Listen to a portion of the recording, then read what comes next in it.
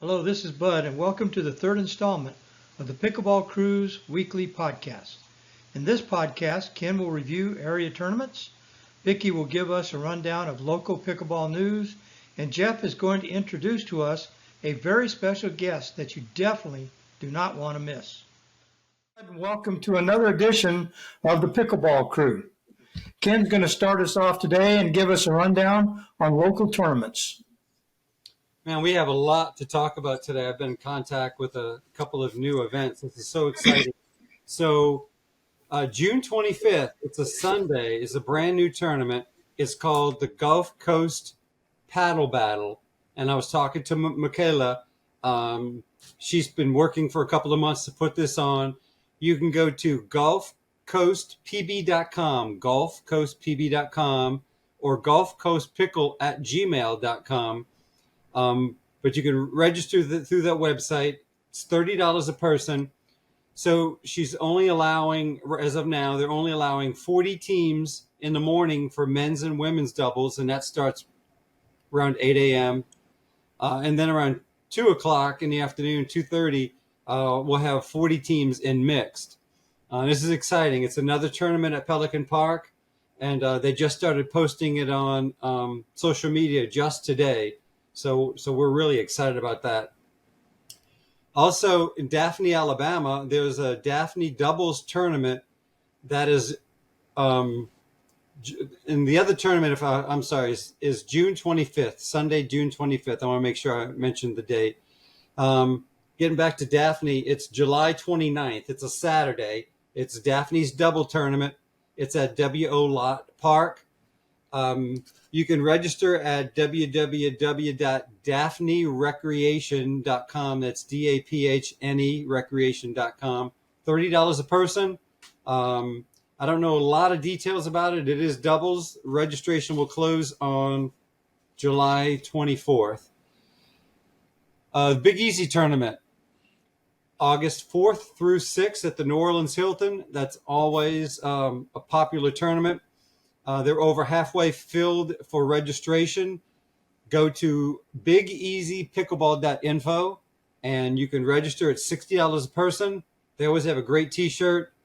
It's a fun event, and there's also discounts if you want to spend the weekend at the Hilton where the tournament's being played in downtown New Orleans. August 23rd through 27th is the Gastric Cancer Foundation Charity Tournament. That one is being registered via pickleballbrackets.com. It's in the Foley, Alabama Event Center. They do a great job there. That's a really nice indoor facility for late August when it's really hot outside. It's a great surface, and they really do a great job at that tournament. October 7th and 8th, we have the Pickled Pink, another Pelican Park tournament. I think this would be like the third or fourth annual. And that's in Mandeville at Pelican Park. We'll get more details when registration opens. Another one we've heard about, it's always the first weekend in October, is the St. Francisville tournament.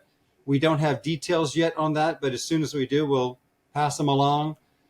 The second weekend, the October 14th and 15th, Vicksburg, Mississippi, they're going to allow 50 teams, round robin. It's men's doubles, women's doubles, and mixed doubles. That should be a great tournament up in Vicksburg, Mississippi, and that's October 14th and 15th. The last weekend in October, we got the annual Halloween tournament at Breck's Highland Park Tennis Center in Baton Rouge. There are already over 220 people registered or so. The max is 350. Now, this year, men's doubles will be on Friday, mixed is on Saturday, and women's doubles will be on Sunday. Men's and women's doubles are switching Friday to Sunday as they were last year. That is a great fundraiser, and that's definitely a tournament to be a part of. There's a great auction that goes on, a lot of from tennis lessons to paddles to vacation, everything that they have on the auction table. So that's one not to miss. And it's over halfway full. The first weekend in November, There's the Louisiana Senior Games at Greenwood in Baker, Louisiana. This is not a qualifying year, so there won't be singles, but there will be doubles and mixed doubles. And again, it's not a qualifying year for senior nationals, but it's always a fun event to get a gold, silver, or bronze medal in. And it's well run over in Greenwood. Another new tournament. This is in Hattiesburg, October 4th weekend. It's at the Canebrook Country Club in Hattiesburg. They're going to have 12 outdoor dedicated pickleball courts. They're allowing, I talked to Marlena just today, they're allowing about 300 people in maximum for that tournament. Registration has not yet opened, but as soon as we get a link or more information on registration, we're going to pass that along. Also, Hattiesburg is just exploding with courts. The city has begun construction on 4 courts. The county is putting in 6, and then the Canebrake Country Club has 12. So Hattiesburg is definitely be a pickleball destination here for the weekend travel. And last tournament I want to mention, October 11th and 12th, the Tom Burkhart Magnolia Classic, again at W.O. Lott Park in Daphne. We don't have the details on that yet, but as soon as we do, that'll be another fun tournament to participate in. So that's it for now from Tournament Update. Back to you, Bud. All right, thanks, Ken. Vicki, you want to give us a little rundown on local news? Sure. We don't have a ton today, but we do have some unfortunate news, and that is that the Dinking in the Dark tournament at Pelican Park, well, I say tournament, it was really a fun evening, on July 15th has been canceled. The only thing we know is that it's due to logistical issues. It's a really difficult tournament to pull off, or a fun night to pull off, because it requires glow-in-the-dark things, black lighting, and everything else. So we don't know exactly why, but it is logistical issues. It's causing them to cancel it. So we just want to repeat, that's the July 15th Dinking in the Dark at Pelican Park has been canceled. I'd like to go ahead and give a couple shout outs. My first shout out is to Keith Beauregard and Petra Reynolds. Let them know how proud we are of them. These are our local and very well trained referees who are in Dallas at the moment, and they're at the Texas Open refereeing, and Keith has been spotted grandstand court, and Petra has been on center court. So we just wanted to let them know how proud we are of them and that we're following you guys.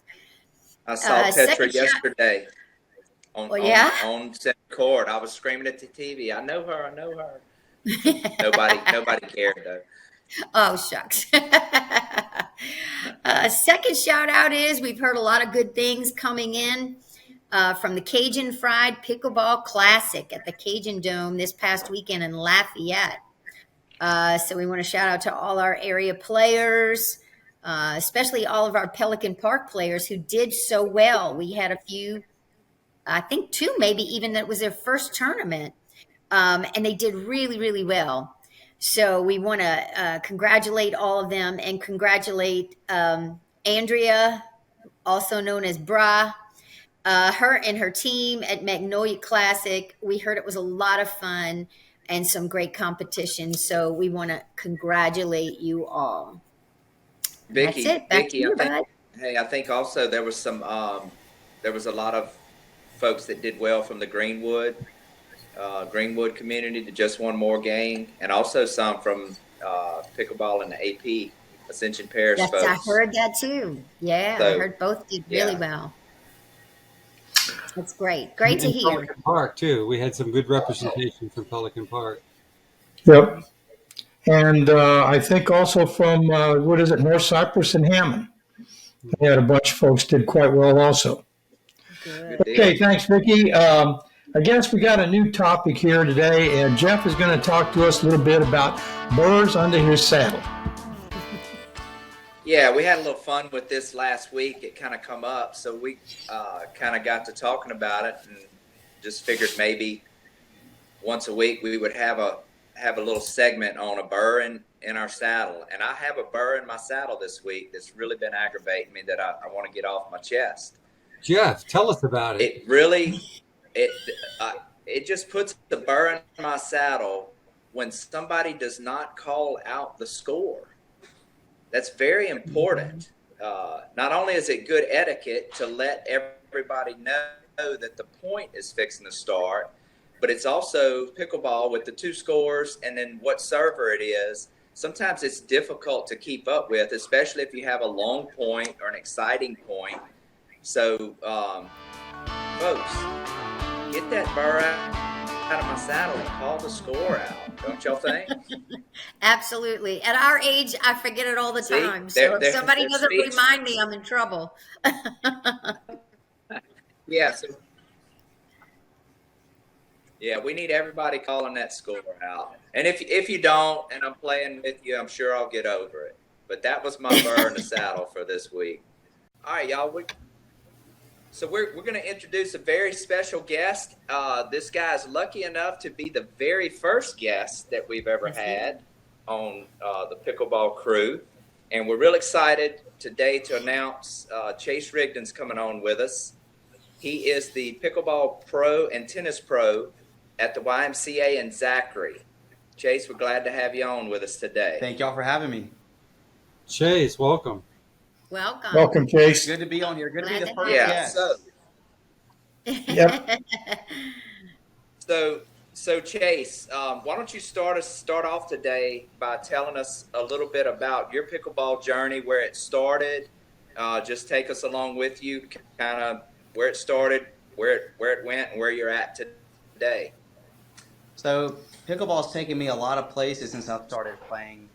I've probably been playing for around 5 years, maybe. I found out about pickleball when I was trying to find out about another sport. I was wanting to play a sport called touch tennis, which is basically mini tennis. You use like kid rackets and maybe a flat tennis ball or something. I don't really know what it is. I never did find out what it is, but I did find out what pickleball is. So I went and bought this stuff from Dick's Sporting Goods, thinking that this is what I wanted to do. And then I Googled it and turned out this is a total other sport entirely. So I Googled what pickleball is, and then I found the first thing that came up was that Places to Play app or whatever it's called. And I found some people around Laurel. I was working at Laurel. Pickleball. What's that? I was working at Laurel Country Club at the time, and I said pickleball near me. Yes. And then I found a guy named Phil Harrington. It had his number on there and where he plays. And I'm like, I don't know who this old guy is, but I really want to try out this sport. It sounds really fun. And so I started calling Phil like the next day. I think I called him 3 times. And this guy has no clue who I am. His phone number is just on the app. And I said, hey, Phil, I teach tennis in Laurel. I really want to play pickleball. When can you play? Can you play this morning? He's like, Chase, I have a 9 to 5. I work. Can you? I don't think I'll be able to play today. I got a lot of stuff going on. Can you play another day? And I'm like, oh, sure. And then I kept texting him. And then he finally called me after work. He's like, hey, Chase, if you want to, a few of us are going out to play tonight. If you want to play, come on out. And so I came out there with the paddle, my little old Monarch wooden paddle that I still have. And I started dinking the ball back and forth with Phil. And our first rally was, no kidding, it was like 60 or 70 shots, just dinking it back and forth. And I've never experienced this out of every sport I played, never experienced this in tennis, never experienced this in table tennis.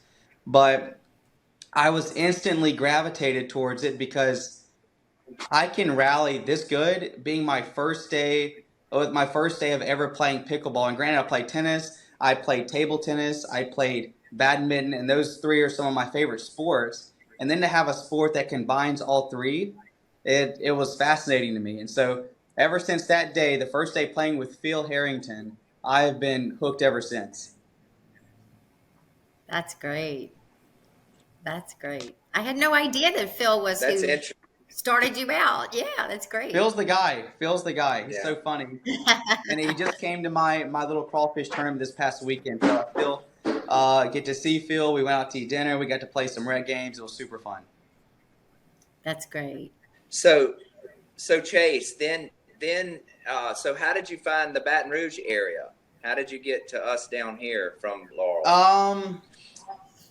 I can't remember what came first. I think I played the Hallowell pickleball tournament three or 4 years ago. I'm thinking it was 3 years ago.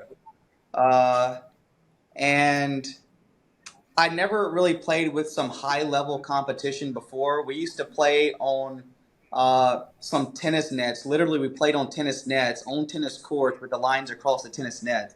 And we use these old Onyx fused balls. And everyone kept talking about the Hallowell pickleball tournament. So I was excited about that. So I went and played, and played some men's doubles, got my butt kicked by, I think, Greg Eisman and David Shaler. I think they beat me. And then I lost to some other guys. And I was like, man, I think I was like 20 years old at the time. I'm losing to these old guys that are 60, which was very frustrating. And I was like, this is super fun. I didn't know this level existed. And so I got in touch with some guys from Baton Rouge, and I started playing at the Legacy a little bit. And that's when I met Ronnie Walters, who's one of my best friends now. We play all the time. And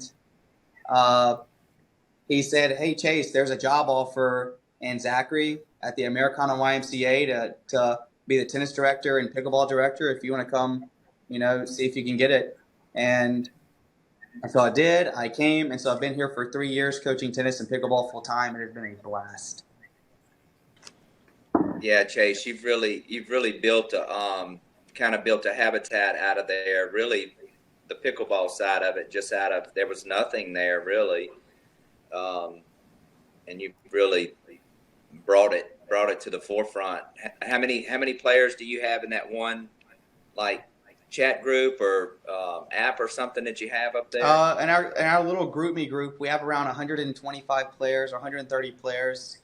And so we fill up every morning. We fill up all 4 courts, and generally at nighttime it's a hit or miss. But around 4 or 5 nights out of the week, usually the courts are pretty full. People texting, "Hey, who's playing tonight?" So it's really fun. I'm excited to see how far it's going to go here, and I hope it keeps growing. We have 4 dedicated courts over here. We didn't have that when I started. They just played on 2 little indoor courts inside.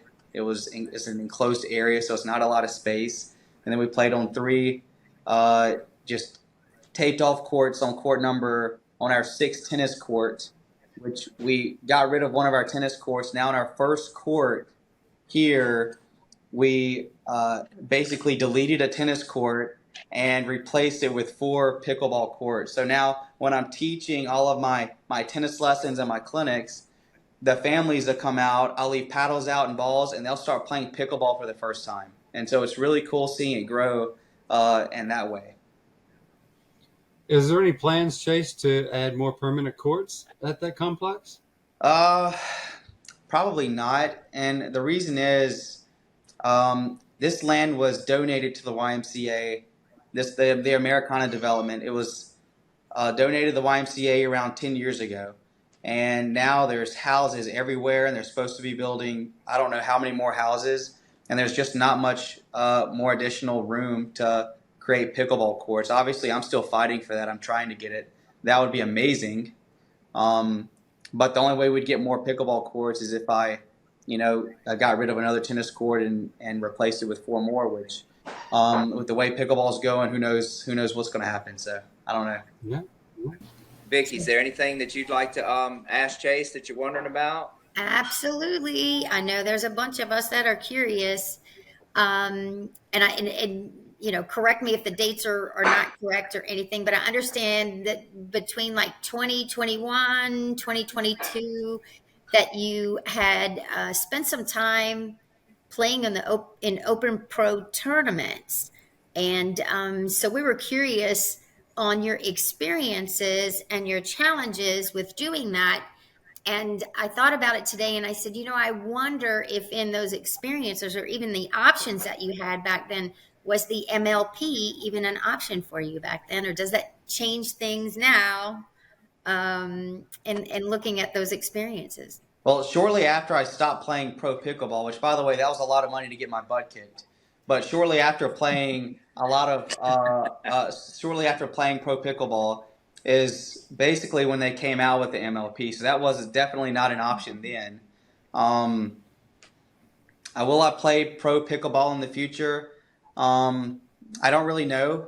Probably not. And that being because I spend around $25,000 a year playing pro pickleball, going all out, and it costs around $400 or $500 per tournament to play in.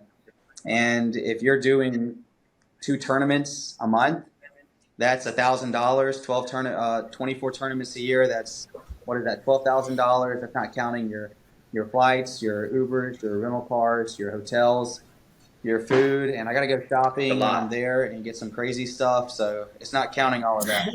But Right. But it was fun. I had a good run. I played. Got top 10 in a few.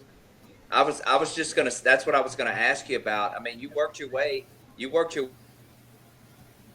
the rankings there, and I was just gonna get you to mention a little bit about that. Yeah, I got up to top 30. I think I was ranked 28 at my highest.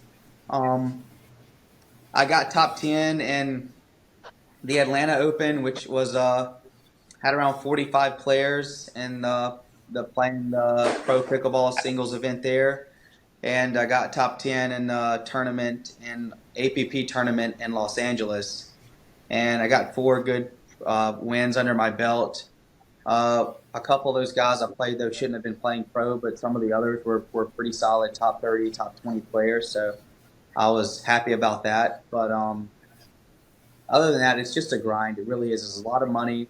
And me being so young, I don't want to spend – these are my years to really save up and so I can be financially free with my family in the future and my future wife.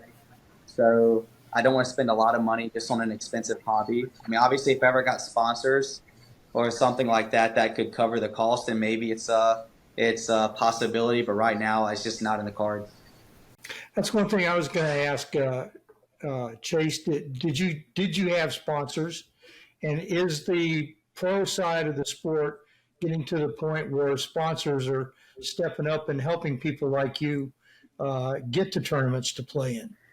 I don't really know. I've been out of the scene for a while, but based on what I've seen, the prize payouts are up to, I think, maybe the top 8 positions. And not only that, but the sponsors are so many different paddle companies. I think there's over 200 different paddle companies, and all of them want a pro using their paddle. So I think they're giving more money. The PPA signing players and the MLP's huge prize money payout. So there's definitely a lot more opportunities than there was just a year and a half ago, or just a year ago since I was playing pro pickleball. So there's definitely a lot more opportunity out there. So if I did start back playing, and I think there's endless opportunities, not only with playing the PPA, but also with the APP, the MLP, and whatever else. But there's so many different players playing pickleball now, playing pro pickleball, that it seems like every single time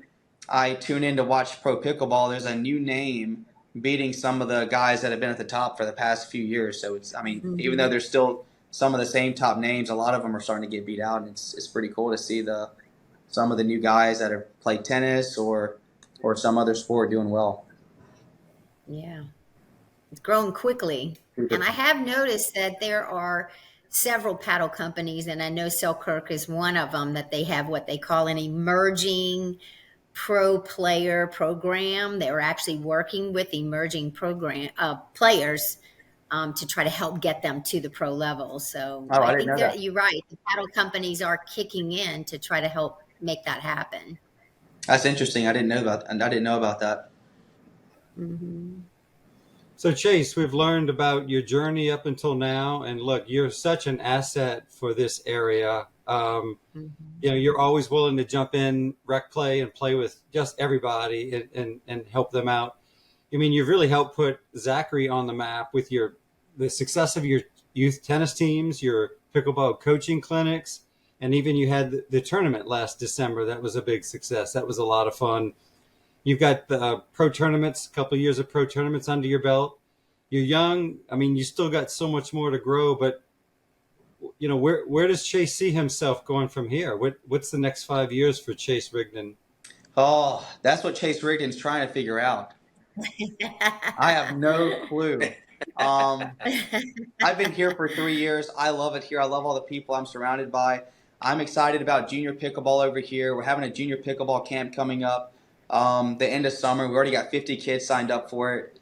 Wow. It's going to be the biggest junior pickleball camp in the state, and the last day of the camp is going to be a pickleball tournament for just juniors. So I am super excited about that. So I love the work that's going on over here. That being said, I do have a girlfriend in Orange Beach, Lacey. She owns a photography company over there, and she has a sweet son named Carter. So she's over here back and forth. I go over there. We go back and forth. So I don't really know what happens in the next 5 years, but I'm just trying to take it day by day. That's great. Do you ever see yourself possibly trying the pro circuit again? Maybe. Like I said, if I do get sponsors, then that's definitely a possibility. Other than that, probably not. Realistically, because I'm trying to do a lot of different things. I'm trying to save up money.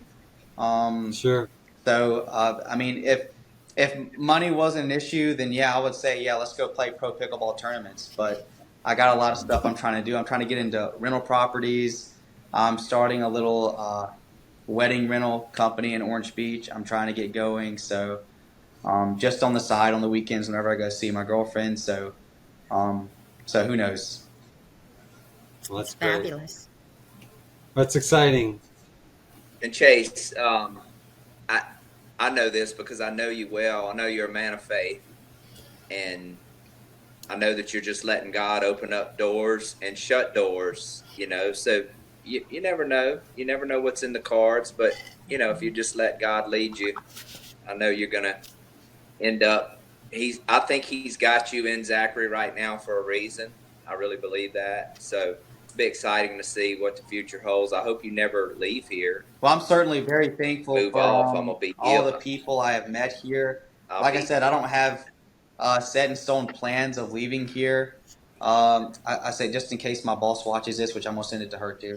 But, there's no set in stone plans. Like I said, I'm just taking it day by day. But that's just where we're at right now. So who knows?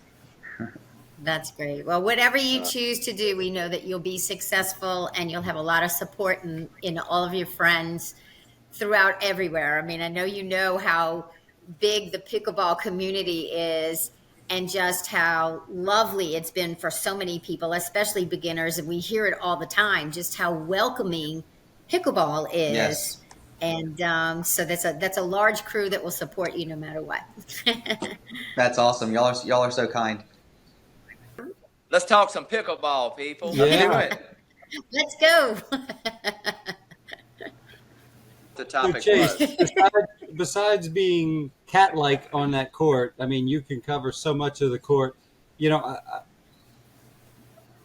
I know a little bit has to do, or a lot has to do, and if you can explain, is anticipating where people are hitting the ball and reading the paddles. Is that something you can kind of elaborate on? What is it that you look for in the middle of a point or middle of a rally that gives you such ability to anticipate where a ball's going? That is a great question. And that's honestly what my game is centered around right now. That's what I'm working on. That's what I drill on, is learning to not think about my own shots, because my own shots are pretty good. I already know how to hit a forehand, a backhand. I can hit 100 dinks in a row. I can hit 100 drop shots in a row, 100 overheads, 100 volleys. But learning not to think anything about my own shots, but think about what options do my opponents have with the ball that I'm giving them. And based on the options that I'm giving them, where do I need to position myself? Where does my partner need to be? And where do I need to go relating to that? So I say this all the time, and this has kind of been a new discovery for me, even as a 5'5" level player. Whenever I'm playing pickleball and the ball's driven fast at me, or we get into a hands battle, I was always paddle straight up and not knowing what's going to happen next, turn it into basically a guessing game. But what I've recently been doing is if I anticipate that the ball is going to be sped up, either a dead dink has been hit or I put the ball in a position that they're going to attack, I always favor my backhand. Since the backhand covers, you hit your backhand on this side, in the middle, and then your forehand's on the other side, you're already looking at 2/3 of the possibility of the shot being a backhand. And then not only that, if it goes chicken wing, I still try to make that a backhand. And so if I see the ball is about to be sped up, I'm going to put my body in a position where I can react with the backhand and I can handle the power so much more effectively.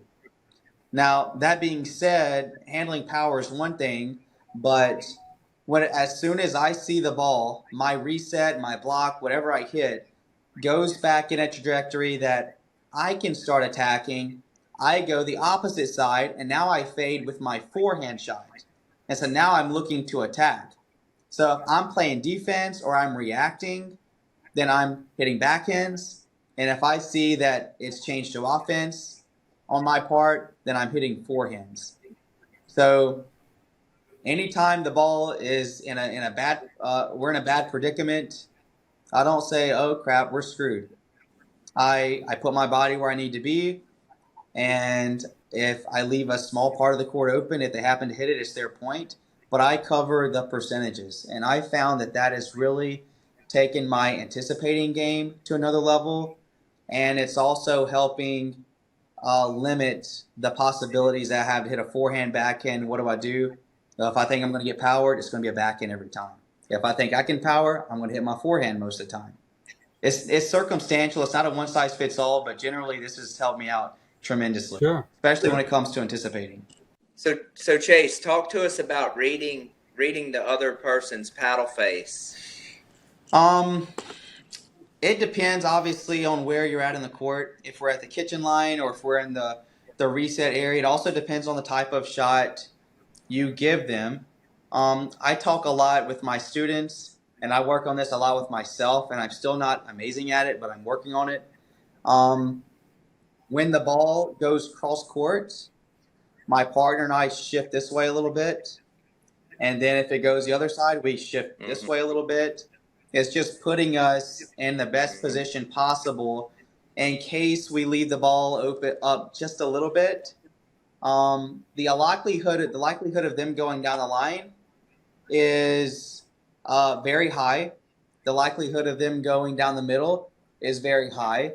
But the likelihood of them speeding up to the opposite side of my partner is very slim. So it's not really about reading the paddle as much. I mean, I do watch that, but I mainly watch my shots, and then I think about what opportunities do they have from there.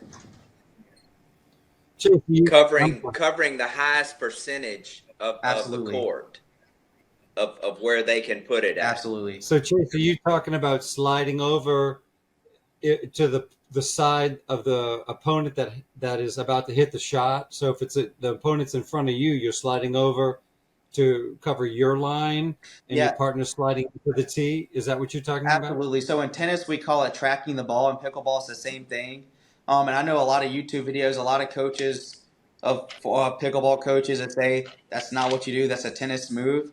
But if you look at videos of good players playing pickleball, you'll see it's not a huge slide over, but they move over just a little bit. Otherwise, there's a gap that's created, and then there's confusion over who covers that gap. So Chase, putting this in real life, just yesterday, Chase and I were playing some games against Larry Poole and Ronnie.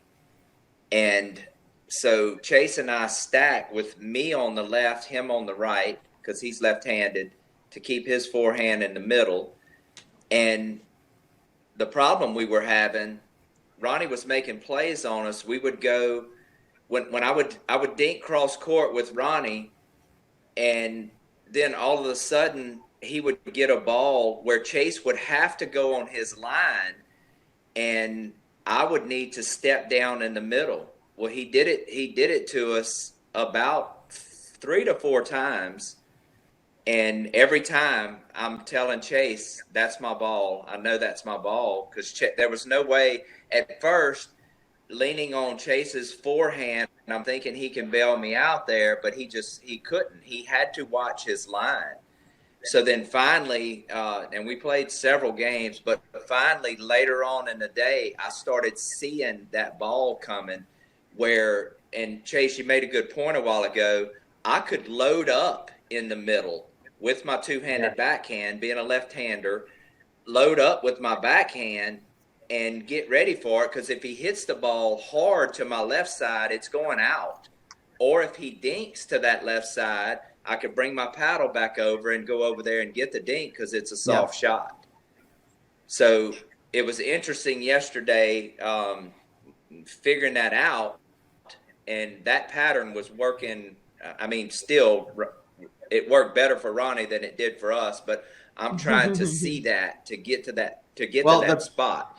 And then if the ball goes over in front of me, Chase puts the ball over in front of me, then I got to slide and watch line, and he's taking control in that center with his forehand, which is really good. Well, the coolest thing about this strategy, or whatever you want to call it, squeezing the middle or court positioning with your partner, this is not like a 5-0 level strategy. I teach this to my 2-5 level players. I teach this to my 3-0 level players, because a lot of times ball goes down the middle and we don't know whose it is. Or a lot of times a player goes one way and the other player stays there. Ball goes down the middle, nobody gets it. Or both players go to the middle and they hit paddles. They hit each other a little bit.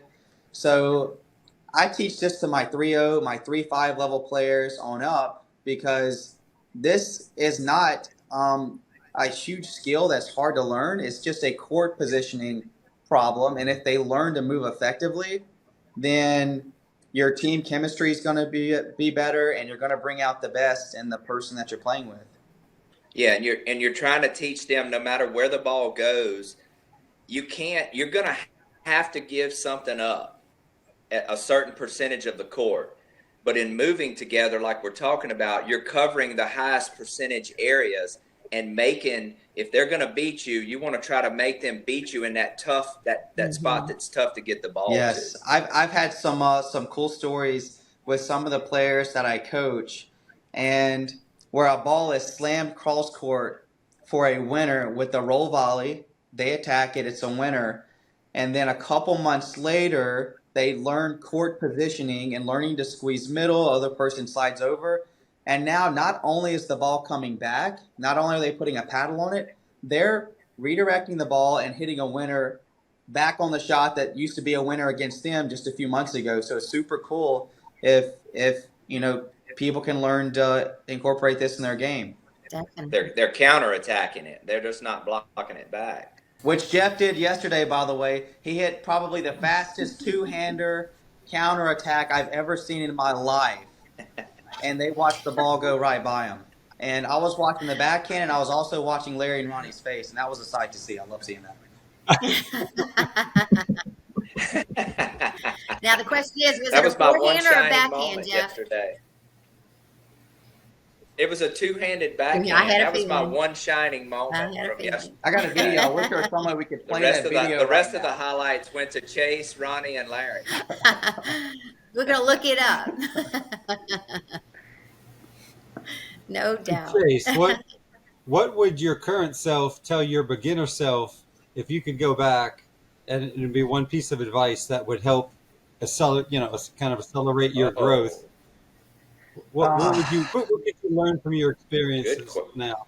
Good question. That's a really good question. Ken. Good question. So I would say what I would tell myself is consistency is the most important thing. And I don't mean just making the shot in. I mean, consistently having a good mindset while you're playing. At certain points in the game, I've always struggled with mental toughness, and I've gotten a lot stronger at it over the past couple years or so. Um, and I used to play really good at the start of the game, and if the score gets tight towards the end, I would get kind of nervous. I would miss some balls. I would not play as strong. And sometimes I'm still like that today. So I got to remind myself. And Jeff has been reminding me lately, just take your shots, play your game. If we're going to lose, we're going to lose our way. We're not going to lose playing somebody else's game. And we're not going to win playing somebody else's game. It doesn't help us play pickleball in the long run. So if I had to tell myself something starting out, it will definitely be relating to mental toughness and trying to just consistently play your game as if the score is always 0-0. No, that's really good, Chase, because when we go and play a match, rec play, tournament, or whatever, when you go out there, it is a war of wills of trying to create, each team trying to create doubt in the other team. And I think people get hung up on, man, if I go out here and we just take it to them. Well, yeah, you want to take it to them, but sometimes if you can just take it to them 60% of the time and they're taking it to you 40% of the time, you're going to win that game 11-8, 11-9, 12-10, 11-6. So it is a matter of keeping the mindset. And this is something that I'm working on and struggling with. When I do miss a shot, don't get tentative. Don't get tentative. If you get that same shot, you can make it, hit it the next time. Sometimes I'll mess a shot up, and then the next couple points, I'm thinking, be consistent. Don't miss. That's no way to play. Be a goldfish. That's no way to play. We drill, and we work on all our shots. So when it's time, just reset after every point and keep coming at them. And I think if we'll all focus on that, and you got to be okay with, you may keep coming at them and you may still lose, but at least go down your way, doing it your way, getting after them. Yeah, Chase, whatever way that is, whatever you do well. You had left us with a few thoughts at the end of our session, and that was the things that you can control. And a positive attitude was absolutely one of them. Your confidence. Maybe you can share even a little bit That's more a good point, of Vicki. what that, those things. And work ethic was the other one, which is like my big thing is, that's why we drill so much is if you want to get better, it seems like your work ethic has to be there. You have to maintain those positive attitudes while you're playing, let go of your frustrations, but keep working at it. Does that seem to be the overview of that? Absolutely. I think work ethic is something really hard to coach. But if you come to me saying you want to be a better pickleball player, obviously you have to have some form of that. And the biggest thing is whenever we're working hard. We're trying to be consistent. We're trying to get better. That's why we drill. We drill to practice shots we're not comfortable with so we can be comfortable with it and then add that to our game.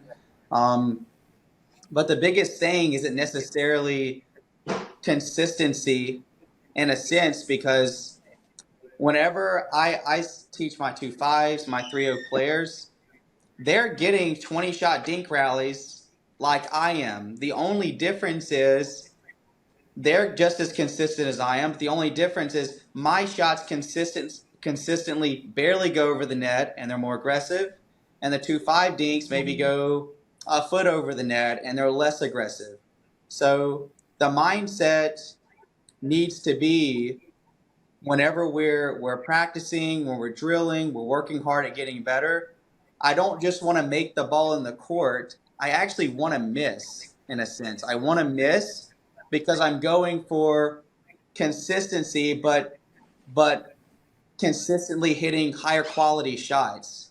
Because if you want to get to the next level, that's really what it's all about. My 3.0 players, they can dink, they can drive the ball, they can hit lobs, they can serve, they can get to the kitchen line. most of the time, but their ability to consistently hit quality shots separates those who may be super consistent but can't be super consistent with the quality shots at a higher level in big points. It makes sense. It's a good look at it. Yeah, I totally agree with that. It finally dawned on me several months ago that I've got all the shots. I can make all the shots. My problem is consistency. I can't consistently make the quality shot.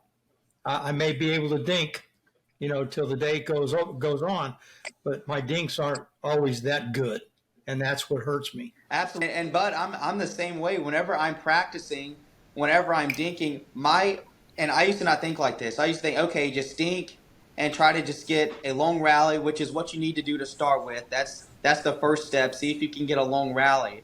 Well, now, can you get a long rally instead of just dinking 20 times over the net?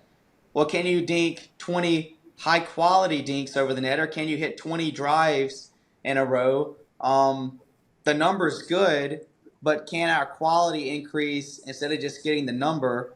Because whenever I'm dinking now, I'm not trying to go 6 inches over the net. If it goes 6 inches over the net, it's become a dead dink, and my opponents have more options with it, and I might get my partner crushed.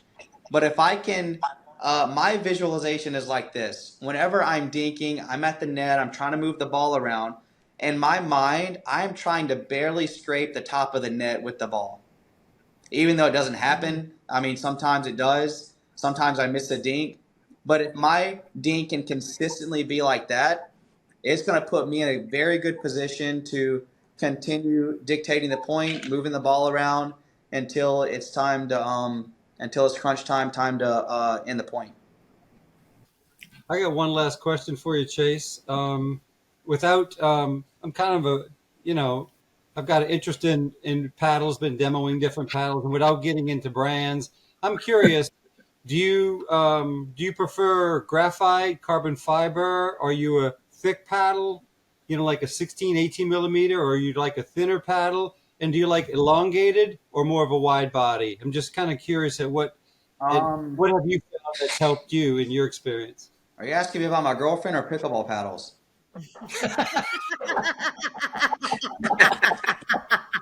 I'm very content with the size of my girlfriend. That was She's your perfect. comment, not mine. To think about her, Ken. But I'm very weird. I'm left-handed. That's what Ronnie tells me. Ronnie says I'm left-handed. That's why I'm so weird and creative. But I like using paddles that not a lot of people use. I like to use. I don't even know what type of material my paddle is now. It's a what's it called? Pro Kinetics. It's the new Ace. I think it's an Ace. Is it an Ace? Jeff, do you know what it is? Ace. I think it's an Ace. Black Ace. Black Ace. And I'm using that because my Wilson paddle and the other Pro Kinetics paddle I had and the head paddle, they all delaminated super quick, like within a month. I've spent thousands of dollars buying paddles, so this paddle's lasted me a while so far. And it started feeling weird the other day for the first time in 3 months. And so I got a new paddle. And then I found out, because I started losing a lot, and then I found out it was just me losing, so it wasn't the paddle. It didn't have the magic. It didn't have it was me. I didn't have the magic, unfortunately. So I don't know. Back to your question, I guess I don't really have a preference on, I guess whatever that paddle is, but that's you don't have a preference you don't have a preference on shape or thickness or just whatever feels good to you. I like small paddles. I like light paddles. But I know what you're thinking right now. Actually, I'm watching Jeff and his dogs. I'm scared. I'm so He's glad I wrestling with the dog. I am so glad I can't. I'm getting attacked. I'm sorry. But even the dogs love pickleball. They're trying to get up here and hear what's being said. All right. Hey, just wanted to say, Chase, thanks for coming on with us. It was fun. I kind of knew your story, but I've been asked by a lot of people, different stuff about your pro career and this and that. So we really enjoyed having you on just to find out, about you. And so we really appreciate you Awesome. coming Well, thank on. you guys so much. I'm excited. Thank you all for letting me be the first guest. Well, that's it for this episode. We hope you enjoyed it. Be sure and leave any comments, and please like and subscribe to our channel. Thanks again, and see you next week.